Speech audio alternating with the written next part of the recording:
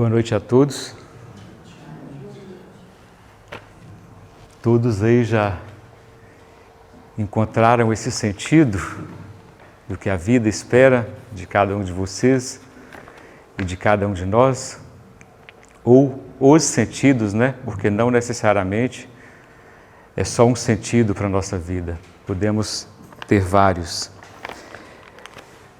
Nesta fala de hoje, cujo título é O que a vida espera de mim, eu vou utilizar muitas informações de um psicólogo, psiquiatra, pesquisador da área de neurologia, chamado Viktor Frankl.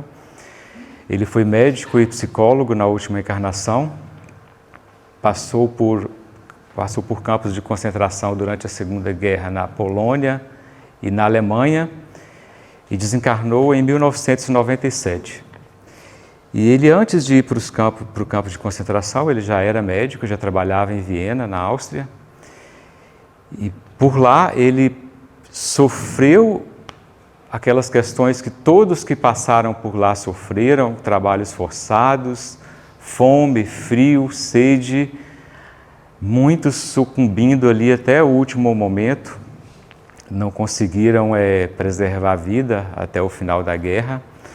Mas o Frankl, além de passar por todas essas questões, como profissional da área de neurologia e de psicologia, ele também ficou, durante aqueles momentos, fazendo observações dele próprio e dos outros reclusos que também estavam à volta dele. Viktor Frankl, nas obras dele, ele não se declara espírita.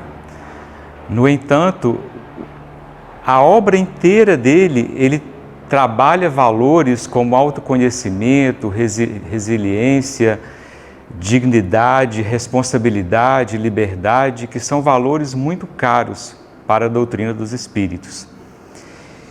E que o irmão Antônio Grimm, que é um dos espíritos que trabalham conosco nessa casa, que está aqui à direita de vocês, a Marinda Fidelis, o Leocádio José Correia, que está aqui do outro lado desse quadro, eles trabalham bastante esses valores para nós. E o Viktor Frankl, ele traz de uma forma muito efetiva como ele vivenciou e como ele observou nos demais reclusos esses valores. O Viktor Frankl, um dos livros dele tem o título O Sentido da Vida, ou Em Busca de Sentido. A doutrina dos espíritos, e muito especialmente o Antônio Grimm, ele trabalha essa questão do sentido que o Viktor Frankl coloca nas obras dele. A doutrina dos espíritos trabalha mais como significado. Qual o significado da vida? O que a vida significa para cada um de nós? A doutrina trabalha sentido, mais o sentido na acepção de direção, de direcionamento. Então a doutrina trabalha mais um significado que daria um sentido ou uma direção para nossas vidas. E o Viktor Frankl, embora ele não se declare espírita, ele relata em uma das obras dele que, enquanto ele estava em um campo de concentração na Polônia, ele foi convidado a participar de uma sessão espírita. Só que as condições lá eram muito hostis para a prática espírita ou para qualquer prática coletiva, seja de questões filosóficas, religiosas ou reuniões de qualquer tipo. Então houve uma extrema dificuldade em fazer com que aquele encontro espírita se concretizasse. Mas ele disse que havia dificuldade até com papel, com lápis, caneta, que era tudo muito precário. A única frase que conseguiu ser escrita naquele momento foi "Ai dos vencidos". E ele disse que, por incrível que pareça, aquela frase fez o maior sentido para aquelas pessoas que estavam lá. Porque isso foi mais ou menos no final Esse evento foi mais ou menos no final de 1944, esse evento espírita dentro do campo de concentração, que o Frankl relata, e a guerra acabou em 1945, ou seja, menos de um ano depois desse momento, felizmente a guerra foi encerrada. E o Frankl, ele entendeu que aquela mensagem seria: não se entreguem, busquem um pouco mais de força, que talvez toda essa dor esteja perto de acabar. Então hoje vamos trazer bastante dos ensinamentos de Frankl, fazendo um paralelo com a doutrina dos espíritos, com as obras de Marina Fidelis, do Antônio Grimm, do Leocádio José Correia e das obras codificadas por Allan Kardec. E primeiramente precisamos falar de um pouco de vida, de missão e de livre-arbítrio. Todos nós, quando encarnamos, segundo os espíritos, nós traçamos, antes de virmos à Terra, traçamos um plano encarnatório, que não significa determinismo, que algo está determinado que vai ser dessa ou daquela forma. Significa que nós temos um plano geral, mas que uma vez, quando chegamos na Terra, esse plano que nós fizemos, dadas as contingências e a utilização do nosso livre-arbítrio, porque o livre-arbítrio é um dos princípios da doutrina dos espíritos, poderemos concretizar ou não esse plano, ou concretizar apenas parcialmente. O Evangelho segundo o Espiritismo diz que todo ser humano tem na Terra uma missão, grande ou pequena. Qualquer que seja essa missão, é sempre dada para o bem. Quando nós traçamos esse plano encarnatório, nós traçamos com o auxílio de irmãos que nos são caros, que entendem um pouco mais da vida do que nós e que nos ajudam a planejar a nossa vida na Terra. E Deus, sendo justo e bom, Ele jamais vai permitir que um irmão nos auxilie a traçar um plano que não seja direcionado para o bem. Então, essa missão, seja ela pequena, vamos dar um exemplo que talvez fique mais fácil de entender. Talvez viemos aqui na Terra para entender um pouco mais do que é limpeza, conviver com o espaço limpo, aprender a lavar uma vasilha, a limpar uma casa, a ter higiene com o próprio corpo, que aparentemente é uma missão simples, e até aquelas mais complexas, e podemos dizer que aprender sobre paciência, talvez uma das missões mais complexas aqui na Terra, é ter paciência. Que desde as mais simples a mais complexas, são sempre traçadas para o bem. E que essa missão é uma situação na qual o espírito reencarnante aplica conhecimentos internalizados a favor do grupo que reencarna. Seria a aplicação de um conhecimento já solidificado. Vamos pensar nessas missões mais complexas, num Chico Xavier, numa Irmã Dulce, um Sócrates e até em um Jesus Cristo, que é o nosso maior mestre, a quem nos espelhamos. Esses espíritos, eles trouxeram com eles conhecimentos que eles já haviam internalizados, seja aqui na Terra, em outras encarnações anteriores, ou em outras moradas do Pai, porque Cristo já nos disse que há várias moradas na casa do Pai. Eles já internalizaram esses conhecimentos e vieram aqui na Terra trazer esses conhecimentos em favor de um grupo. Jesus Cristo, há 2000 anos atrás, ele veio trazer mensagens para o grupo daquela época e para todos os grupos que vieram depois.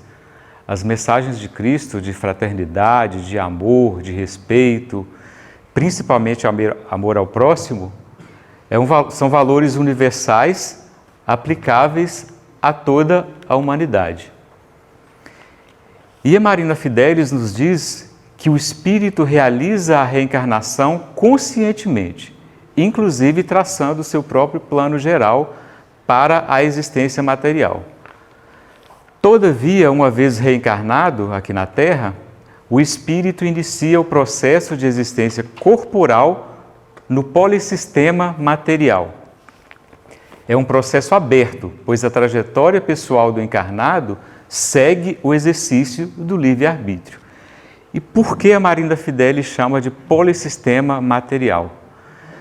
Aqui na Terra, nós vivemos a vida da matéria. Vivemos um espírito encarnado em um corpo material, vivendo os aprendizados em várias matérias diferentes.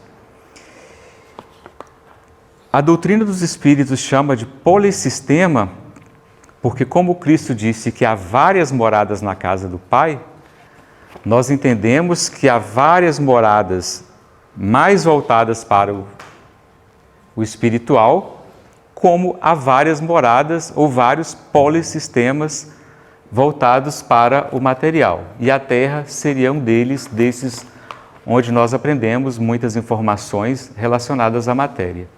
E que esse processo aqui na Terra é um processo aberto. Embora tenhamos traçado um plano, quando nós chegamos aqui na Terra, podemos deparar com situações muito diversificadas que talvez tenhamos que fazer adaptações não previstas. Vamos imaginar uma pessoa que encarnou aqui no Brasil, viveu até 25, 30 anos, onde aprendeu uma profissão e foi exercer essa profissão em um país do Oriente Médio com uma cultura totalmente diferente. Talvez quando nós vamos para lá, ou essas pessoas que passam por essas experiências, têm que fazer várias modificações em sua vida. Vivemos aqui na Terra sob várias contingências. Um exemplo de contingência, podemos estarmos andando na rua, sofrer um acidente, que talvez nos tire a capacidade de locomover, de alguns até de falar. E quantas vezes a gente pode ver isso em programas de televisão, em alguns vídeos no YouTube, quantas pessoas, principalmente artistas, eles desempenhando seus ofícios com algum instrumento que eles colocam na boca, e com a boca eles escrevem, desenham e traçam ali as suas artes. São adaptações que as pessoas às vezes precisam fazer ao longo da vida, outros às vezes desde o início da encarnação. Porque por mais que façamos um plano, vamos imaginar que logo depois do nascimento, até 40, 50 anos atrás, quantos irmãos nossos sofreram de paralisia infantil? Uma doença que acometia crianças e que deixava o corpo com algumas sequelas que dificultava certos aprendizados. E essa nossa missão, e nesse exercício do nosso livre-arbítrio aqui na vida na Terra, o Frankl, ele nos diz que o Viktor Frankl, ele foi um dos criadores, ele foi o criador da logoterapia, que é uma forma de psicoterapia muito utilizada, principalmente na Europa, muito discutida na Europa, mais estudada por lá nos Estados Unidos do que no Brasil, mas também já bastante conhecida no Brasil. Inclusive há centros de logoterapia em várias cidades brasileiras, inclusive em Belo Horizonte. O Frankl, com base na logoterapia, ele propõe que haveria 3 caminhos principais aos quais nós poderíamos chegar a esse significado, ao que os espíritos chamam de significado e o Frankl chama de sentido para as nossas vidas. Um deles seria por meio de um trabalho, de uma ação. Quantas pessoas que vieram aqui na Terra e que trabalham 12, 15 horas por dia, e a gente, às vezes, nós perguntamos para eles, você não cansa? Mas aquela pessoa, talvez, o plano encarnatório dela tenha sido aquele trabalho. Chico Xavier, possivelmente, trabalhava 15, 16 ou até mais horas por dia.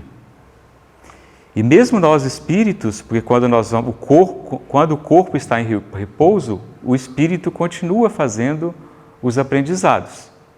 O espírito ele fica mais solto, mais leve, fazendo encontros que, enquanto desperto, durante o dia não seriam possíveis.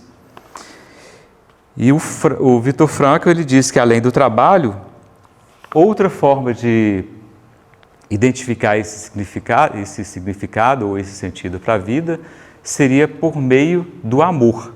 Aquelas pessoas que encontram alguém, e esse alguém pode ser um relacionamento afetivo entre duas pessoas, um relacionamento amoroso no sentido sexual propriamente, mas também pode ser entre um pai e um filho, uma mãe e um filho.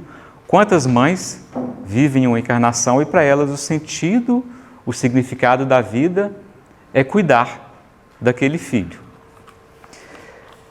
Mas que além desse amor e do trabalho, que haveria também uma terceira, e que ele chama de talvez a mais importante, um importante caminho de encontrar esse significado para a vida, que seria nessas situações mais complexas, que ele diz, que ele chama de, nesses casos, de mesmo uma vítima desamparada, numa situação sem esperança, enfrentando um destino que não pode mudar, ela pode erguer-se acima dela mesma, crescer para além dela mesma e assim mudar a ela própria. O significado da vida para essas pessoas seria modificar ela própria. O irmão Leocádio José Correia, que é um dos espíritos que nos intuem nessa casa, ele nos diz que aprender é mudar comportamento. Nós só aprendemos de fato, só sabemos que aprendemos quando percebemos que conseguimos mudar nosso comportamento. Situações pelas quais a gente se impacientava, a gente se irava, ficava irritado, e que com o passar do tempo, exercitando situações, a gente passa a não mais se irritar. Estamos ali mudando o comportamento. Em situações como Viktor Frankl passou no campo de concentração, lá eles puderam viver numa situação extrema, situações como essa, em que eles eram vítima de um regime autoritário nazista, eles estavam lá presos, não tinham como fugir, muitos já desencarnavam na primeira semana, porque já chegavam fracos, transportados em trens sem alimentação, escuros, com dificuldade de respirar, em alguns casos eles enfrentavam frios de até 20 graus negativos, com pouca roupa, descalços. Alguns desencarnavam nos primeiros dias. Outros já iam para a câmara de gás ali logo ao chegar. Já morriam no primeiro dia no campo de concentração, tão frágeis que aqueles que estavam demandando aquele serviço, aqueles que estavam trabalhando para o regime autoritário, percebiam, essa pessoa não vai conseguir executar trabalho nenhum. Então essa não serve. Infelizmente, era a alternativa que eles encontravam para aquelas pessoas que não conseguiam ser produtivas naquela situação extrema, de acordo com o regime nazista.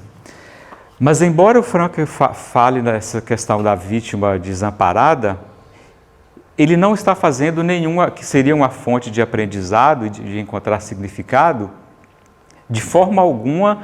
Ele está dizendo que nós precisamos sofrer para aprender. Ele está falando ali de um sofrimento inevitável. Se for um sofrimento evitável, o que faz sentido para a nossa vida é evitar aquele sofrimento.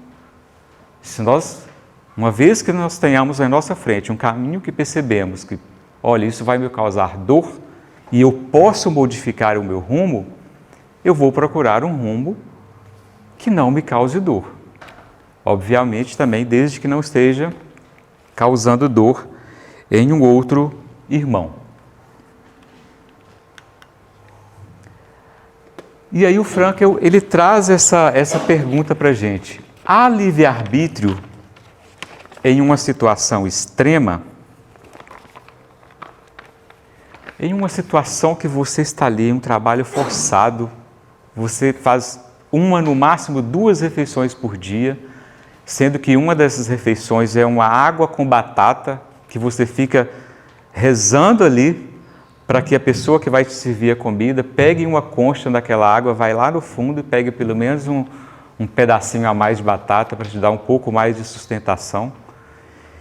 E você sendo forçado a trabalhar, tendo poucas condições de dormir, nenhuma condição de higiene, numa situação extrema, haveria livre-arbítrio? A doutrina dos Espíritos trabalha o livre-arbítrio como um dos princípios, que nós teríamos o livre-arbítrio em qualquer situação. Mas vamos ver o lado cientista e o lado da psicologia, da neurologia do Frankl, o que ele diz. Ele disse o seguinte, que no campo de concentração pode-se privar a pessoa de tudo, menos da liberdade última de assumir uma atitude alternativa frente às condições dadas. E havia alternativa. O que ele quer dizer é que mesmo naquela condição extrema, que haveria alguma alternativa. Mas será que todas as pessoas eram capazes de enxergar essas alternativas? De numa situação extrema, às vezes mesmo em situações fáceis, a gente não consegue perceber alternativas?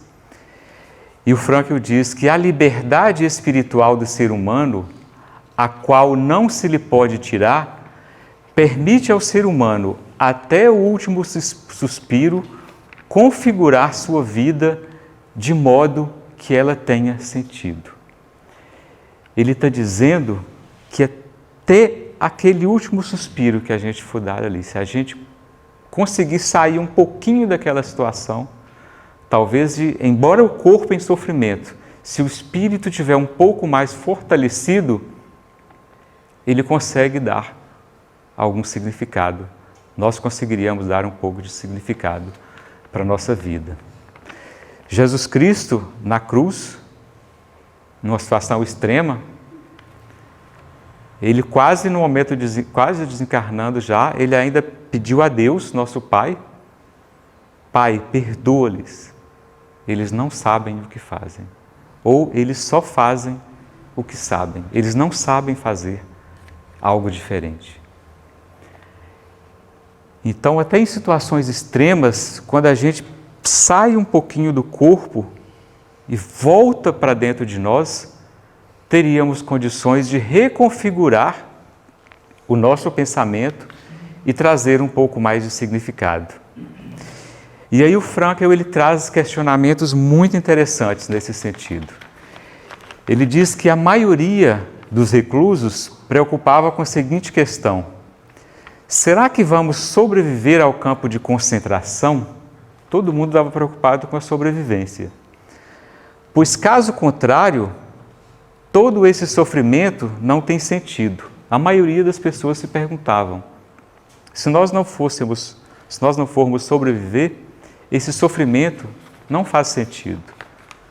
Em contraste, a pergunta que ele se fazia, ele como psicólogo, como neurologista, e como eu diria, como espírito muito elevado, a pergunta que ele se fazia era: será que tem sentido todo esse sofrimento, essa morte ao nosso redor, eles vendo pessoas desencarnando, às vezes tendo que olhar do lado, para o outro lado, mas nem assim era possível evitar de ver pessoas desencarnando? Será que tem sentido todo esse sofrimento, essa morte ao nosso redor? Pois, caso contrário, não faz sentido sobreviver ao campo de concentração. Na cabeça dele, se aquele sofrimento não fizesse sentido, não valeria a pena sequer sobreviver, que haveria de ter algum sentido naquela situação. E aí ele continua resumindo em 3 perguntinhas esses questionamentos. O sofrimento, ele só faz sentido para a gente se nós sobrevivermos a ele? Será que todas as dores que nós passamos, essas dores da alma, vamos até esquecer o sofrimento físico, as angústias, as decepções, essas situações que nos entristecem, ou pensando num caso extremo até de uma depressão, será que elas só fazem sentido se a gente sobreviver a elas? Ou será que esses momentos, essas situações, elas fazem sentido por si só? De alguma forma, elas fazem sentido. E aí ele continua, porque se não fizer sentido, não faria sentido nenhum a gente passar por eles. Se esses sofrimentos não fizessem sentido, não faria sentido a gente passar por ele. Vamos pensar em Jesus Cristo.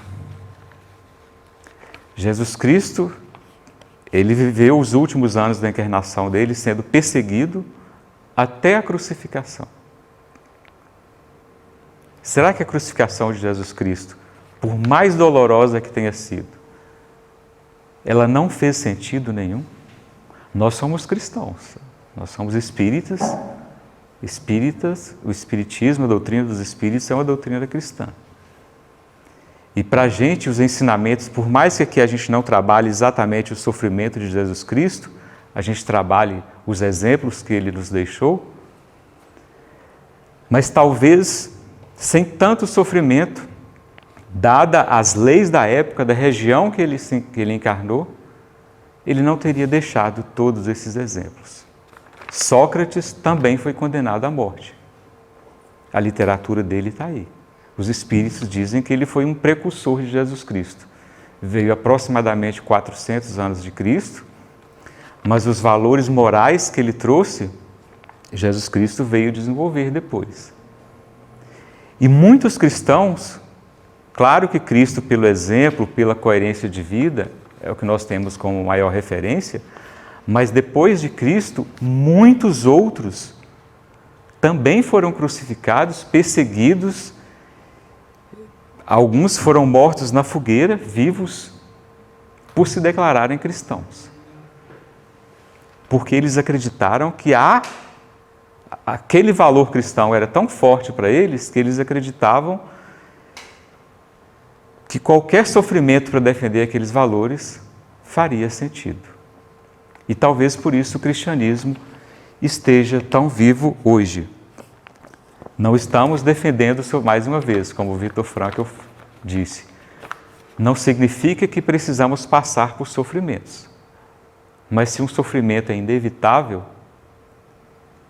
talvez tenhamos que pensar em qual sentido que esse sofrimento faz para cada um de nós. E por isso que nós precisamos pensar nesses valores humanos que nos fortalecem. O Viktor Frankl diz que a observação psicológica que ele fazia dos reclusos lá no campo de concentração revelou que somente sucumbiam às influências daquele espaço em sua evolução de caráter aquele que entregou os pontos espiritual e humanamente. Mas somente entregava os pontos àquele que não tinha mais no que se segurar interiormente. Que naquele campo de concentração só se entregava os pontos, aquele que falava assim, eu não dou conta mais, a partir de hoje eu me entrego, não quero mais. Porque foram muitos os suicídios que aconteceram no campo de concentração. Ele relata que só sucumbia nessas situações aqueles que não tinham valores internos dentro de si. Esses valores morais. Podemos chamar de valores morais. Por que Jesus Cristo não sucumbiu? Ele foi até o último momento forte, pedindo a Deus para olhar para os irmãos.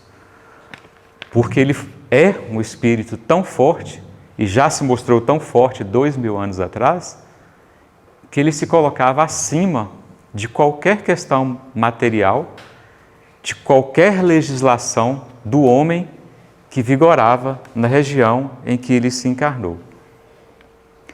E sobre esses valores morais, nos quais nós nos agarramos para não sucumbir, a Marina Fidelis, que está à esquerda de vocês, que é um dos espíritos que nos orientam nessa casa, ela nos diz que nós vivemos em um oceano de incertezas, onde a cada dia construímos um arquipélago de certeza que nos fortalece e que nos faz pisar não apenas nessas incertezas, que fé, fraternidade, amor ao próximo, esperança, trabalho, compreensão, dignidade, que nós vamos estruturando essa massa de certezas que é o que temos mais fortes em nós. Que na medida que nós vamos desenvolvendo essa força da fé, esse valor que é a fraternidade, amor ao próximo, esperança, trabalho, nós vamos nos fortalecendo. Numa situação aquela de um campo de concentração, como nos maiores desafios das nossas vidas, o que nos faz segurar? Quase sempre. A fé. Inclusive, a própria ciência, que andou afastada da religião por alguns séculos, está abraçando novamente a religião para falar da fé. E o próprio Viktor Frankl, em um outro livro chamado A Presença Ignorada de Deus, ele vai falar da força da fé para que consigamos seguir em frente nesses momentos de incerteza.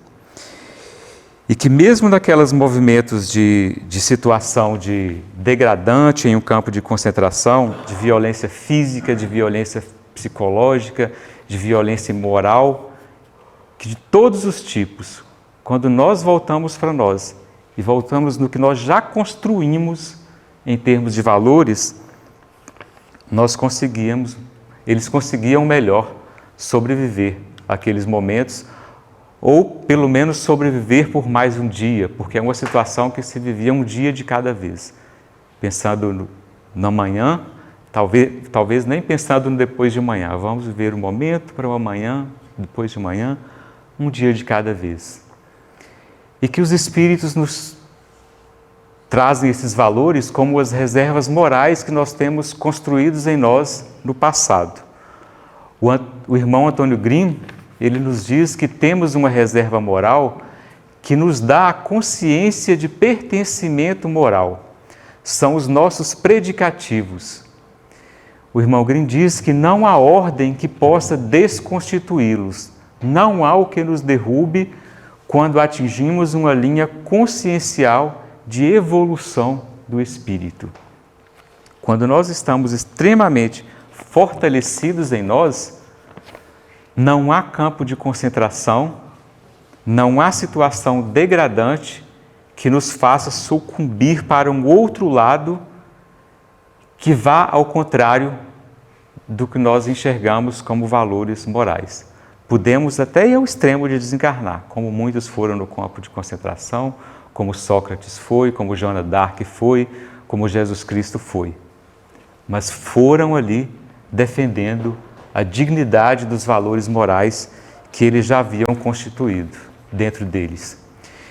O irmão Green chama esses valores os nossos predicativos, que ele chama de predicativo porque são, lembrando lá da língua portuguesa, do nosso ensino médio, ensino fundamental, do predicativo do sujeito, que são aquelas questões que qualificam o sujeito.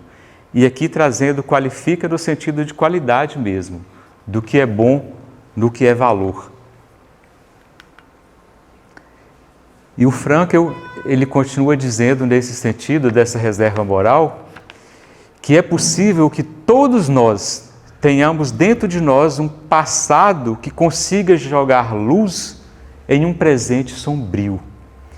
E esse passado bonito que vive dentro de nós, nenhum poder do mundo pode tirar.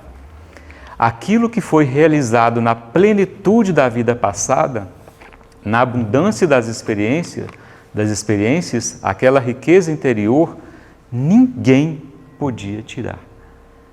Essa força interior que aqueles reclusos tinham dentro deles lá no campo de concentração, quando era forte e era verdade para eles, já era um aprendizado solidificado, ninguém conseguia tirar. E eram esses momentos que traziam uma certa leveza, na medida do possível, de um campo de concentração, para aquele momento sombrio. Em nossas experiências, o irmão Leocádio, ele, em alguns exercícios que ele nos ensina de relaxação, outro que ele chama de psiconeuroimunologia, um dos momentos que ele nos chama a atenção para fazer relaxar é para nós que fecharmos os nossos olhos, ficarmos em silêncio conosco mesmo e começar a relembrar esses momentos bons que a gente vemos na vida, como um abraço de uma avó passando a mão no nosso cabelo, um momento que nós éramos criança andando descalço numa grama, numa areia. Tudo isso, de alguma forma, é algo são experiências que nós vivemos no passado e que em um momento de extrema tristeza ou em uma situação degradante, se a gente conseguir fechar um pouco os olhos e voltar um pouco nessas situações, talvez consigamos ali 1 segundo, 2 segundos de leveza que sejam, mas que já talvez nos consiga trazer para cada um de nós um pouco mais de serenidade, um pouco, talvez, até de alegria. E por isso Frankl diz que nada fica irremediavelmente perdido, mas ao contrário, tudo é irreversivelmente estocado e entesourado. O irmão Antônio Grimm, ele sempre, nas obras dele, ele traz para a gente os tipos de conhecimento que nós temos, que são os conhecimentos latentes, que estão aí para serem utilizados, mas que nós também temos em nós os conhecimentos em repouso, que trazemos não só dessa encarnação, mas de encarnações anteriores, e que na medida que a utilização desse conhecimento em repouso se fizer necessário, nós podemos ir lá no nosso acervo, no nosso HD, e buscar esse conhecimento e colocá-lo à tona, colocá-lo em utilização. E imagino que cada um de vocês já tenham vivido situações ou experiências desse sentido, que talvez imaginem, poxa, eu não sabia que eu conseguiria resolver essa questão. Eu não tinha ideia que eu conseguiria passar por essa situação tão desafiadora da forma que eu consegui. Talvez aí estejamos utilizando esses conhecimentos em repouso.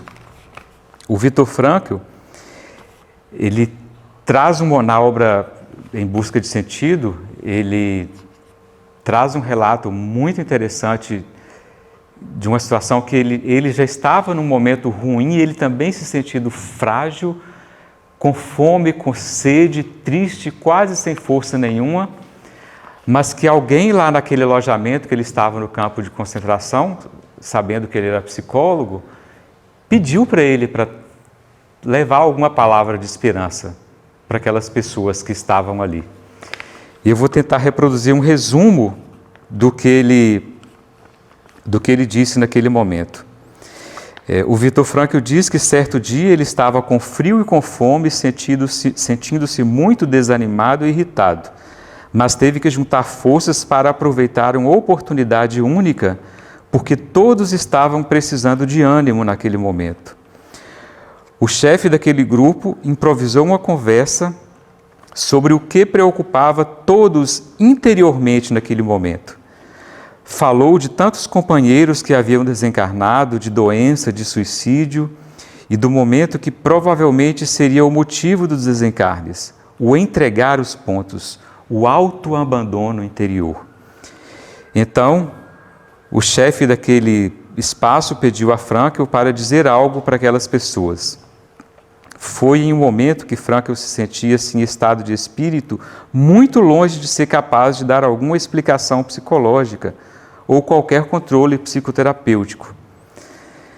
E aí Frankl começou não negando a realidade e iniciou dizendo que o futuro só podia parecer desesperador, que cada um podia calcular por si mesmo como eram mínimas as chances de sobrevivência. O próprio Viktor Frankl estimou suas chances em 5% de chance de sobreviver, mas que no que dependesse dele, não perderia a esperança, nem desistiria de lutar, pois ninguém conhece o futuro. Mas ele não falou somente da penumbra em que o futuro estava envolto, nem ficou somente no presente com todo aquele sofrimento. A vida está repleta de oportunidades para dotá-la de significado, de sentido. Os meus companheiros, os companheiros dele, diante da fala que o Frankl estava falando, mal se mexiam, estirados no chão. A vida humana tem sentido sempre e em todas as circunstâncias. E que esse infinito significado da existência também abrange o sofrimento, o desencarne e a aflição. Ele pediu a todos que o escutavam que olhassem de frente para a situação em que estavam, por mais difícil que ela fosse, e não desesperassem, mas recobrassem o ânimo, cientes de que, mesmo perdida, a luta e os esforços deles não perderiam o sentido de dignidade. Cada um de nós, nos momentos difíceis, e mais ainda na hora derradeira, se encontra sob o olhar desafiante de um amigo, de uma mulher, de um vivente ou de um morto, e sob o olhar de Deus. Frankl disse que apenas raramente ele teve força interior para abrir-se em contato tão intenso com os companheiros de cruz como naquela noite, que certamente ele deixou de aproveitar muitas circunstâncias externas favoráveis a um contato daqueles. Os valores que construímos no passado estão depositados em segurança. É a colheita das nossas vidas. Os valores de cada pessoa, sem exceção, a acompanha. E o faz porque a pessoa já realizou no passado. Essas experiências podem estar no passado, mas justamente por estarem no passado, ficam asseguradas para toda a eternidade, pois o passado é também uma dimensão do ser, quem sabe a mais segura. É no passado, todo o nosso passado, eles fazem parte da nossa dimensão, na dimensão do ser humano. Todas as experiências que nós vivemos, das mais agradáveis às mais desagradáveis, elas são parte do nosso acervo. E são elas que vão nos dar sustentação e jogar luz nesses momentos sombrios que talvez todos nós passamos em determinados momentos de nossa vida. E eles que vão nos dar força para nos orientar para o futuro.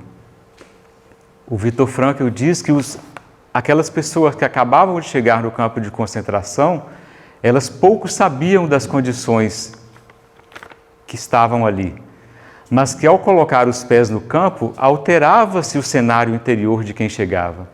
As pessoas tinham dificuldade em viver em função de um alvo e não conseguiam mais viver voltados para o futuro, como faz uma pessoa normal. Com isso, a estrutura da vida interior se alterava. Isso acontece com qualquer um de nós. Às vezes nós estamos até razoavelmente bem, mas quando nós nos deparamos com uma situação difícil ou extremamente difícil, o nosso interior se modifica tanto que até a nossa fisionomia vai se alterar. E a gente tem que encontrar formas de se recompor. Talvez aí a prece, o fechar os olhos, buscar em Deus, pedir a Deus para nos ajudar. Porque naqueles momentos ali que as pessoas chegavam no campo de concentração, elas já imaginavam que não era algo bom, porque elas estavam chegando de trem, sem comida, sem água, e já chegavam muito fracas, sem condições de higiene. Mas quando abriam a porta daquele espaço e que elas se deparavam com aquela realidade, era tão assustador, e o cinema já tem nos mostrado isso de várias formas. Aquela situação era tão assustadora que o interior se enfraquecia, e o interior se enfraquecia, essa fraqueza refletia também no próprio corpo. E essas pessoas não se conseguiam mais viver olhando para um futuro. Elas não conseguiam mais enxergar um futuro. O Frankl, ele dizia que em certos momentos, ele sendo chicoteado para ir trabalhar, ele continuava andando, descalço, pisando no gelo, 10 graus negativos, mas que ele estava lá pensando assim, será que amanhã eu vou ter um tutor que vai me bater menos do que está me batendo hoje? Será que amanhã, quando eu chegar à noite no campo de concentração, a pessoa que vai me servir a sopa vai colocar a concha mais no fundo para me trazer mais uma batata? E ele diz que são essas situações concretas mesmo, que simples, que eles não conseguiam sair do simples ali naquela situação. Mas são essas situações concretas que nos fazem pensar pelo menos no daqui a 2 horas, 3 horas, ou no amanhã. Situações que parecem tão corriqueiras para a gente hoje, mas que para eles eram tão significativas. E que quando uma pessoa está em extrema tristeza, quem quiser levar um pouco, ou tiver condições de levar um pouco de auxílio, também se conseguir levar um pouco de situações concretas, mas não comparando ninguém com ninguém, porque cada ser é um ser, cada um tem uma caminhada, mas na medida do possível, mostrando que pode haver um amanhã.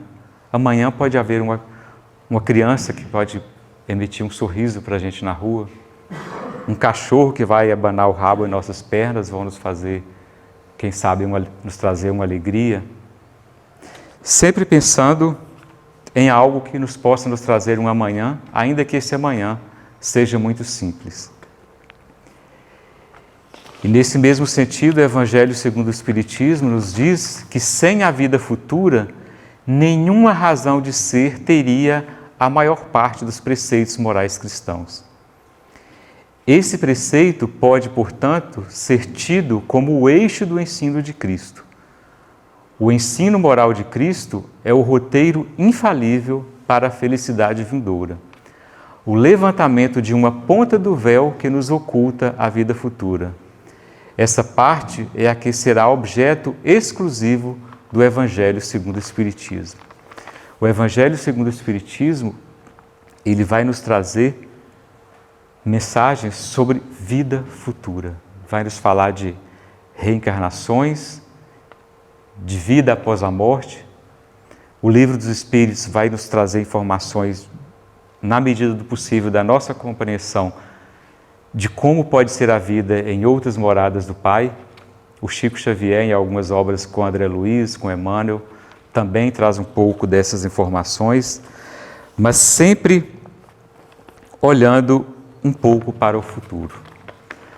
O dia que nós não conseguirmos ter esperança, ainda que seja, eu não vou falar nem no depois de amanhã, no amanhã, que nós não tivermos nenhuma expectativa, talvez ali estejamos começando a sucumbir. E precisamos procurar ajuda. Ajuda psicológica, de profissionais, ajudas de alguma instituição religiosa, e aí pode ser qualquer instituição religiosa, todas elas têm bons líderes, na medida do, têm interpretações diferentes, em vertentes diferentes, mas dentro de cada doutrina, dentro de cada vertente religiosa, sempre tem um bom líder para nos trazer uma mensagem que vai nos mostrar que há algo nos esperando. O Viktor Frankl nos diz que o fato de cada indivíduo não poder ser substituído nem representado por outro é o que, levado ao nível da consciência, ilumina em toda a sua grandeza a responsabilidade do ser humano por sua vida e pela continuidade da vida. No momento que a gente começa a perceber que nós não somos, que ninguém vai nos substituir, que nós temos um papel aqui na Terra, que a vida espera um pouco alguma coisa de nós, e que o que a vida espera de nós, só nós podemos fazer. O Emmanuel, em uma obra com Chico Xavier, ele nos diz que por mais frágil que a gente esteja, Deus vai saber utilizar essa nossa fragilidade, que ela também tem um papel aqui na Terra e que não é só para a gente. Quem está do nosso lado também vai perceber e vai aprender um pouco com essa fragilidade. O espírito é o autor, ator e portador da sua cultura. Precisamos aprender e também ensinar às pessoas em desespero que, a rigor, nunca e jamais importa o que nós ainda temos a esperar da vida, mas sim, exclusivamente, o que a vida espera de nós. Essa é talvez a grande provocação do Viktor Frankl nessa obra dele, Em Busca de Sentido. Não importa o que temos que esperar da vida. Nós não temos que esperar da vida. Nós somos o autor, ator e portador da nossa cultura. É uma frase do irmão Leocádio José Correia, que nos intui nessa casa. Então, precisamos pensar em o que a vida espera de nós. O que eu posso fazer agora por mim mesmo, por meu filho, pelo meu amigo, para que minha casa seja um espaço melhor para eu viver, para que o tempero da minha comida seja melhor, para que a limpeza da minha casa seja melhor, para que eu consiga receber um elogio, para que eu consiga emitir um elogio, para que eu consiga efetivamente agradecer. Não perguntar mais pelo sentido da vida, mas nos experimentarmos a nós mesmos como os indagados, como aqueles aos quais a vida dirige perguntas diariamente e a cada hora. E basta a gente sair na rua, a vida vai estar nos fazendo pergunta. Basta a gente prestar atenção. Para algumas dessas perguntas a gente vai ter resposta, para outras não. A gente vai ter que pesquisar, procurar com quem entende mais de determinados assuntos do que nós, mas a vida está sempre nos dirigindo diariamente as perguntas. Viver significa arcar com a responsabilidade de responder adequadamente às perguntas da vida, pelo cumprimento das tarefas colocadas pela vida a cada indivíduo, pelo cumprimento das exigências do momento. A cada momento nós temos ali uma atribuição. Às vezes uma criança chorando, um olhar que a gente dá para ela já observa diferente. Já é alguma coisa. É uma atitude nossa em relação à vida. E o Viktor Frankl, ele vai falar também da necessidade do acolhimento psicológico e a doutrina dos espíritos, que tem como pilares filosofia e religião, mas a ciência também é um dos pilares. Vai nos falar da questão do atendimento psicológico.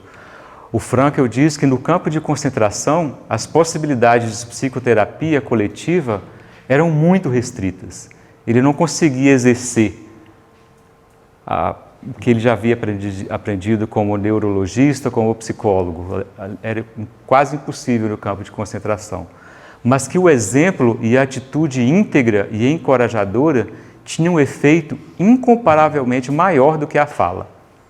Porém, volta e meia, a palavra também tinha efeito, quando, por alguma circunstância externa, aumentava o eco interior. Por que as mensagens de Jesus Cristo estão vivas até hoje? Pelo exemplo. Jesus Cristo deixou muitas mensagens, estão lá nos evangelhos de Lucas, Mateus, João, Marcos, nas cartas de Paulo a vários povos de regiões da Europa. Mas é a coerência entre o que Jesus Cristo falava e o que ele fazia que fez as mensagens dele estarem vivas até hoje. E o mundo inteiro, ou pelo menos os cristãos, tentando interpretar de uma forma mais contemporânea as mensagens de Cristo. E o Frankl, apesar de todo o sofrimento, de todas as agruras pelas quais ele passou ali no campo, ele dizia que não há grupo constituído exclusivamente de pessoas decentes, nem unicamente de pessoas torpes. Não podemos simplificar as coisas dizendo que os prisioneiros são anjos e os guardas são os demônios. A bondade humana pode ser encontrada em todas as pessoas. Ele relata que dentre aqueles que estavam ali chicoteando, obrigando a trabalhos forçados, sempre tinha um ou dois ali muito mais fraternos que davam emitiam uma palavra de coragem para eles, ou que chicoteava menos, ou que até evitava fazer isso. E que entre aqueles que eram prisioneiros, também tinham aqueles que sucumbiam, porque não tinham fortalecido em si os valores morais, eles sucumbiam no sentido de se mostrar tiranos mais do que os próprios soldados nazistas. E os nazistas, percebendo aquilo, colocavam alguns prisioneiros para serem vigilantes ali e fiscalizarem os demais. E eles tornavam-se mais tiranos do que alguns soldados nazistas. Por isso Frankl faz essa observação. E aí ele faz essa pergunta: o que é então um ser humano? E ele responde que é o ser que sempre decide o que ele é. É o ser que inventou as câmaras de gás, mas é também aquele que entrou nas câmaras de gás ereto, com oração nos lábios, pedindo a Deus: eu sei que eu vou morrer neste momento. Estou entrando nessa câmara de gás e vou desencarnar. Mas eu vou entrar aqui com a dignidade. Que esse era ser humano, assim como aquele que fabricou as câmaras de gás. E para encerrar, eu vou deixar uma mensagem da Cora Coralina, que ela diz o seguinte: desistir, eu já pensei seriamente nisso, mas nunca me levei realmente a sério. É que tem mais chão nos meus olhos do que cansaço em minhas pernas, mais esperança nos meus passos do que tristeza nos meus ombros, mais estrada no meu coração do que medo na minha cabeça. E acho que é essa a grande mensagem de Viktor Frankl. E que ele disse que, quando ele participou de uma sessão espírita no campo de concentração, ai dos vencidos, ai daqueles que desistem. Nunca, jamais desistamos. Porque o amanhã, a nossa salvação pode estar, a nossa salvação no sentido de que aquilo que nos esperávamos pode estar um passo à frente e a gente não sabe. Talvez a nossa sobrevivência seja nessa encarnação, ou seja, em um aprendizado para próximas encarnações, esteja a apenas um passo ou a alguns minutos de distância. Era essa a mensagem que eu gostaria de deixar com todos hoje.